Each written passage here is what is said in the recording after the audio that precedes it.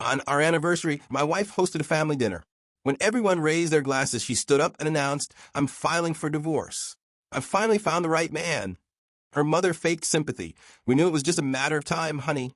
Everyone laughed, as if it was another toast. I silently finished my wine, put my glass down, and said, "How lucky. I've got a surprise for you, too." 6 months later, their family was standing on the threshold of my new home, asking me to pay for an expensive operation. This is a wild one, so don't forget to hit that subscribe button. On the night of our anniversary, I wasn't expecting a party. Sarah told me it would just be a family dinner. Low-key, nothing extravagant. We'd never been flashy about our relationship. 7 years together, most of it practical and quiet. We weren't the overly affectionate type in public, but I thought we understood each other. I thought there was still mutual respect, if not love. She said she wanted to do something small with just her family. I agreed. I didn't think anything of it when she took charge of the planning. She said she wanted to cook, that she'd invite everyone herself. I offered to help. She told me I didn't need to worry about a thing. "Just show up," she said with a smile that didn't quite reach her eyes. The table was already set when I came home from work. Candles lit, wine opened, everything plated like it was a magazine spread. Her parents were there, already drinking. Her sister and brother-in-law were helping in the kitchen. There was also a cousin I barely knew and an old family friend she hadn't spoken to in years. I noticed the guest list leaned heavily on her side. No one for mine, but I let it go. It was her idea, after all. Dinner started off normal. Too normal. Her mom gave me a stiff smile when she handed me a glass of wine. Her father didn't say much at all. Her sister chatted with Sarah like it was any other night, but the conversation always skirted around me. I tried to jump in and get half a smile or a nod before they moved on. We sat, we ate, we laughed at jokes I didn't find funny. I smiled because I was trying to be polite. I thought maybe they were just awkward. Maybe it was just a weird family dynamic. I didn't expect warmth from them, but I didn't expect what came next, either. When everyone raised their glasses to toast, Sarah stood up. She clinked her fork against her wine glass and took a deep breath. Her voice was too steady. Practiced, like she'd rehearsed this moment in her head more than once. "I want to thank everyone for coming," she began. "It means a lot to me to have you all here tonight, especially on a night like this, because tonight is special. Tonight isn't just our anniversary. It's also the start of something new." I glanced around. Confused faces. Her sister was already smiling. Her mom looked like she knew what was coming. "I'm filing for divorce," Sarah said, holding her glass up. "I've finally found the right man." It landed like a slap, not just on me but on the air. The atmosphere shifted. Her mother's hand flew to her chest in mock surprise. "We knew it was just a matter of time, honey," she said and laughed. Everyone laughed. Her sister, her dad, her cousin, the family friend. They all chuckled like it was some kind of toast. Like this wasn't a marriage ending, but just another story around the table. I didn't move. I didn't speak. I just finished my wine, slowly, set the glass down on the table, looked at Sarah. "How lucky," I said, keeping my voice calm. "I've got a surprise for you, too." She blinked. Confusion flickered for the first time in her eyes. Maybe she hadn't expected me to react like that. Maybe she thought I'd cry, plead, beg her not to go. Maybe she thought I didn't know, but I did. I'd known for 2 months. The work trip she took 2 weekends ago? I tracked the receipts, the hotel bill, the dinner reservation, the spa package that included a couple's massage. She didn't even bother hiding the second glass of wine in the selfie she sent me, cropped just a little too tight. I hadn't confronted her because I wanted to see how far she'd take it. I needed to know if this was just a mistake or a calculated move.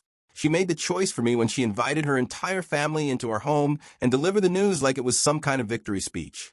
So I let her finish her dinner, let them all get drunk and smug. I cleaned the dishes that night without saying another word. I took out the trash, wiped down the counter. I let her sleep in our bed while I slept on the couch. She didn't check on me, didn't ask how I was doing. That was the last night I spent in that house. What she didn't know was that I had already moved half my things into a storage unit 2 weeks earlier. I'd already spoken with an attorney.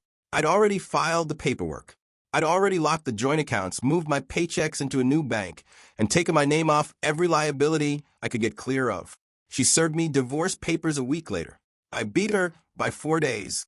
I let her find out through her lawyer. The man she left me for? He was married. And not just married, he was married to someone with a longer fuse than mine and a nastier legal team. His wife found out through a mutual friend who had seen the pictures online.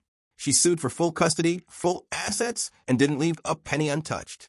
Sarah's right man filed for bankruptcy 2 months later. I kept my mouth shut through all of it. I never retaliated, never embarrassed her, never posted anything online. But 6 months later, they showed up at my door. Her father, her mother, her sister, all of them on my porch, waiting with quiet faces and tired eyes. Her mother had cancer, late stage, aggressive. The surgery wasn't covered. The bills were piling up. They had sold the house, borrowed what they could, but it wasn't enough. They were desperate. She told me Sarah was sorry, that she regretted everything, that she hadn't meant for it to go the way it did. And then she asked if I could help. Financially, I looked at them. 3 people who once toasted my humiliation like it was entertainment, who let their daughter tear me down with a smile, who had all laughed while I sat there holding a glass of wine and pretending it didn't hurt. I'm sorry, I said. That must be hard. And I closed the door. After I shut the door in their faces, I stood there for a moment just breathing, not angry, not shaking, just still, because I realized that was the first time in over a year I'd been in control of the moment. No reactions, no scrambling, just choice. When Sarah left me, she thought she was upgrading. That was the word her cousin used in one of the texts I later found. I'm glad you're finally choosing up. You deserve better. I wondered if he still felt that way after watching her new man's life collapse like wet paper in a thunderstorm. In the months following the divorce, I kept my world small, quiet. I moved into a condo across town, modern, simple, clean.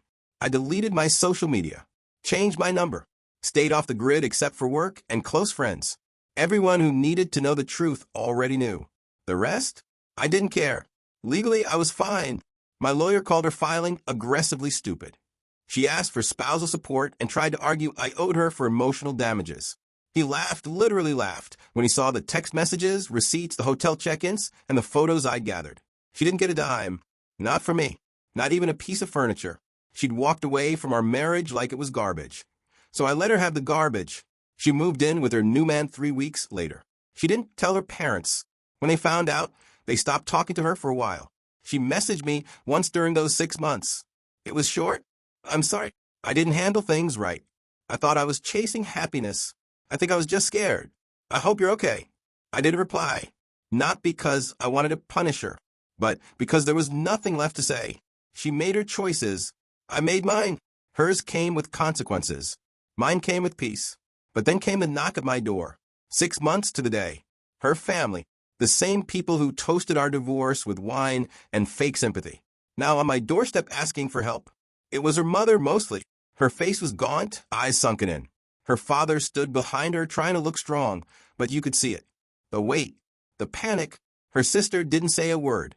She just stared at the floor. I didn't invite them in. I stood in the doorway as they explained. Cancer, no insurance, hospital bills, everything gone. Sarah didn't have the means to help.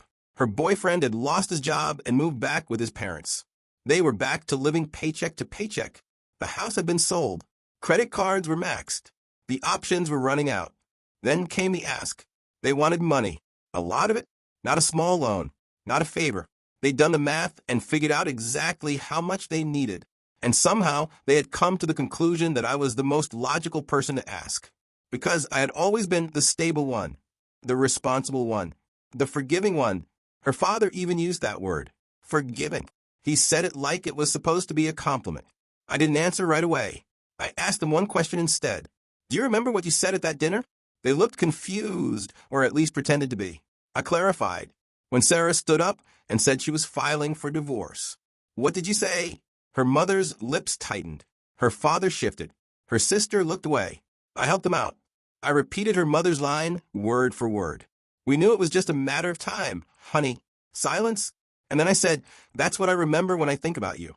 Not the holidays, not the birthdays, not the years I spent trying to be part of your family.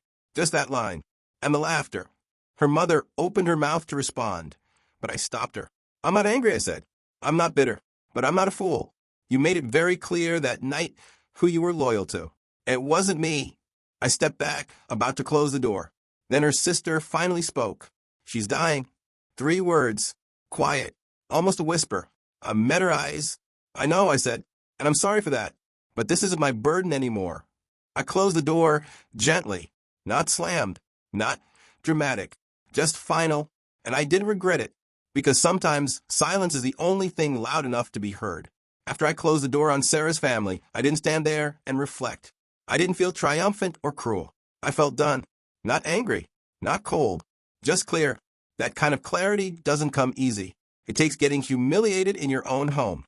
It takes hearing laughter when your marriage is burning down. It takes 6 months of rebuilding your life brick by brick, while the people who lit the match act like nothing happened. That night, I went back to my quiet apartment, heated up leftovers, and put on a documentary I'd already seen. I didn't need distraction. I just needed stillness, peace, and I had earned it. But their visit stirred something. Not regret, not doubt. Closure, because for the first time I understood just how deeply Sarah's family relied on me being passive. Their entire dynamic had depended on me being agreeable, dependable, the good one who didn't cause trouble. They didn't just expect me to absorb the hit when Sarah left.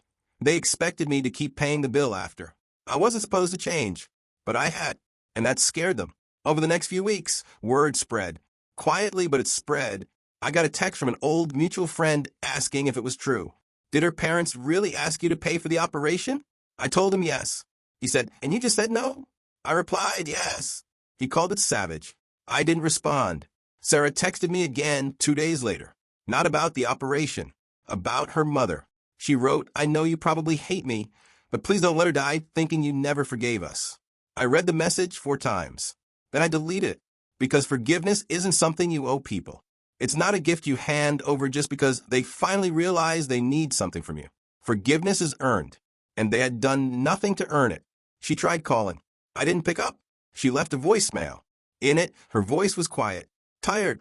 She said she was sorry, that she knew she'd handled everything badly, that she didn't expect me to forgive her, but she wanted me to know she regretted it all. I still didn't reply, because regret isn't enough. Regret is what people feel when consequences catch up. Regret is reactive. It's not a solution, and I wasn't interested in fixing something they had shattered on purpose. 1 week later, her mother was hospitalized. Her condition worsened. It wasn't a surprise. They'd waited too long. Cheaper clinics, delayed treatments, false hope. By the time they got serious, they were already out of time and out of money. Her father reached out through one of my coworkers, had the nerve to ask if we could meet for coffee, said he wanted to talk man to man. I declined. He sent a handwritten letter. It was 5 pages long, a mix of apology and desperation. He wrote about how he used to admire me, how he regretted the way the family treated me, how he never expected Sarah to pull what she did, how he wished things had been different. He ended the letter with a simple ask. If you could find it in your heart to help us, I will never forget it. I read it twice, then I shredded it, because here's the thing about people like them. They only show humility when they've lost power. Not because they've changed, but because they want something. The next week, Sarah's mother passed away. I found out through a local obituary. No one told me directly. Not her father, not her sister. They didn't send an invite to the funeral, and I didn't expect one. But I went anyway, not to be seen, not to be dramatic, just to stand in the back and watch the consequences of their choices finally land. The church was half full. The energy was quiet, not solemn, just tired. Her father spoke. Her sister cried. Sarah didn't look up once. I left before it ended, walked out during the final prayer, slipped through the side door without a sound. I wasn't angry. I didn't feel vindicated. I just felt free, because they had finally lost the thing they always took for granted. And once people like that lose you, they don't get you back. The weeks after the funeral passed quietly. No new messages, no surprise knocks. The silence was both expected and unfamiliar. For years, Sarah's family had been loud, always in each other's business, always spinning drama into performance. The quiet felt unnatural, suspicious, like someone holding their breath underwater. I kept expecting something to pop up, another message, another letter, another ask, but nothing came, and that told me everything I needed to know. Their story had ended, or at least the part that involved me. I should have felt relief, and I did in a way, but there was something else too. Not regret, not guilt, something quieter, a kind of stillness that made me confront the truth. I had changed permanently. There wasn't going to be a return to the man I was before all of this. I had been reshaped by the fire, Before Sarah, I was the person who held things together, the problem solver, the one who compromised first, apologized first, put other people's comfort above my own. I let things slide. I smiled when I was being cut down. I stayed quiet to keep the peace. After Sarah, I learned what that peace actually cost, and I wasn't willing to pay it anymore. I wasn't just done with Sarah. I was done being convenient to people who only saw me as useful when they were desperate. People like her family. People like her. I started going to therapy 6 weeks after the funeral. I didn't tell anyone, not because I was ashamed, but because I needed something that belonged only to me. My therapist was calm, direct, and didn't let me get away with half answers.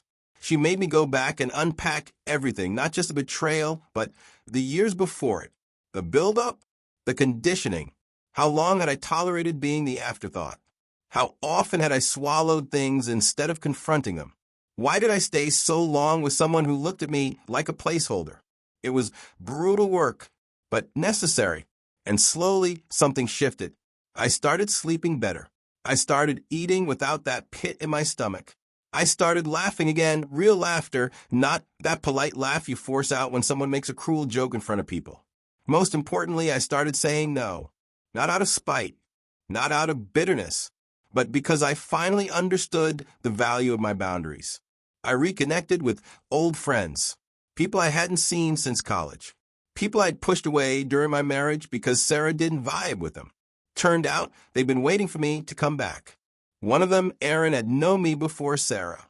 She was the kind of friend who remembered your coffee order years later.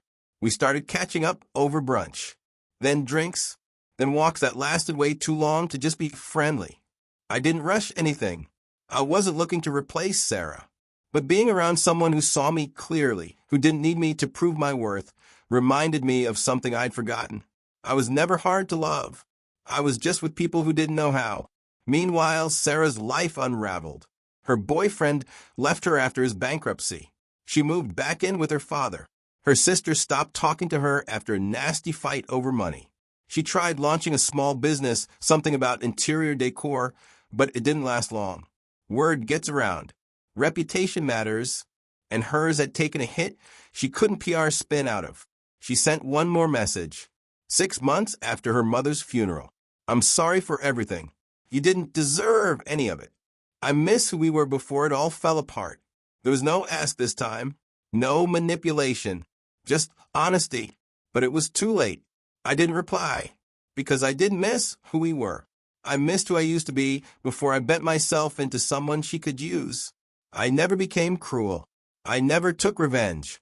I never went online and aired it all out for clout. But I did something better. I walked away. I healed in silence. And I built a life that no longer had space for people who only knew how to take. A year after that anniversary dinner, I hosted my own gathering. Friends, people who actually showed up for me. No performances. No hidden intentions. Just warmth. Real conversation. Laughter that didn't come at anyone's expense. And at the end of the night, someone raised a glass. To new chapters, they said, I smiled. And this time, when the toast came, I finally knew what it felt like to be celebrated. Not for what I could offer, not for what I could endure, but for simply being myself.